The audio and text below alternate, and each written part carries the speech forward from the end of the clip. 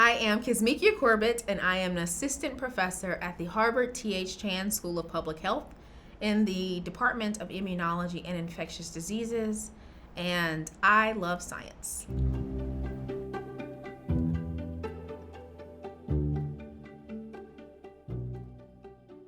I've been working with young people in math and science and other disciplines a long time, and I will tell you, those who tend to be most successful tend to be very curious. They're always asking why.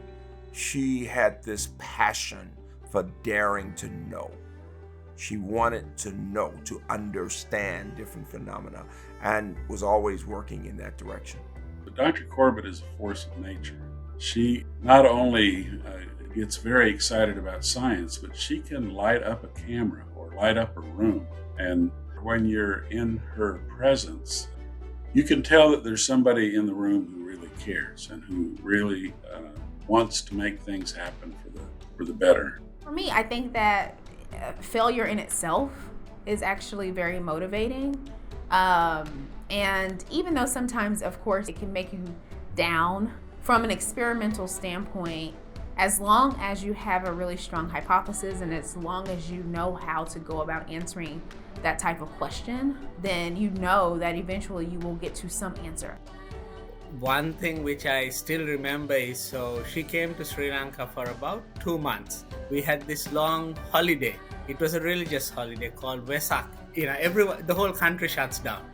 And she wanted to work during that time. And I ended up having to get special permission from the CEO of GeneTech for her to work. So she's like that, and she was so focused and intense. That's something which really sticks in my mind. Dr. Corbett never shies away from an opportunity to serve the community. She's always thinking outside the box and knows firsthand that new perspectives and doing things a little differently can open up an entire world of innovation. I like to remind people that theories change. That's why science textbooks are rewritten.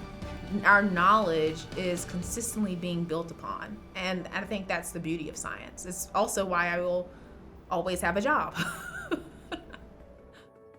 Well, Dr. Corbett's at the very beginning of what I'm sure will be a long and successful career, but already she's contributed to a number of different programs at our lab and during graduate school. But right now, she's best known. She's become a celebrity scientist for her work on coronavirus vaccine development and understanding mechanisms of immunity.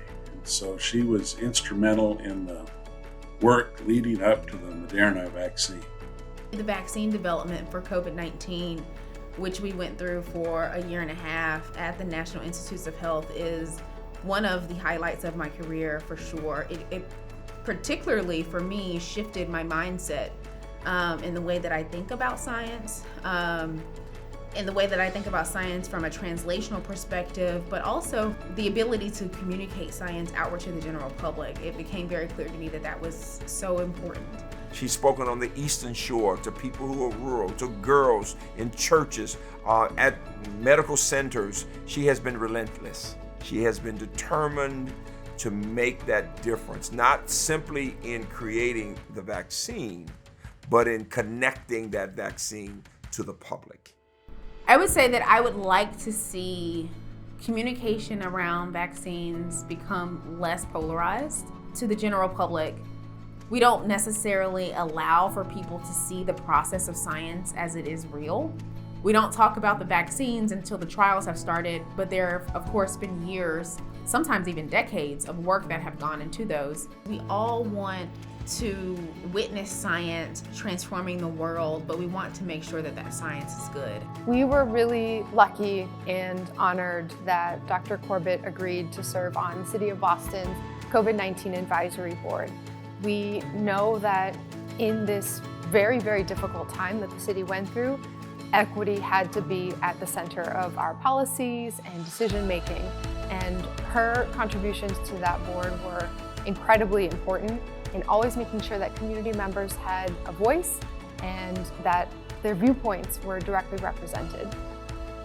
I have to say to you that for people of color and for women, to say that we have here this first Black woman to play such a major role in creating a vaccine, first in the world, gives all of us goosebumps.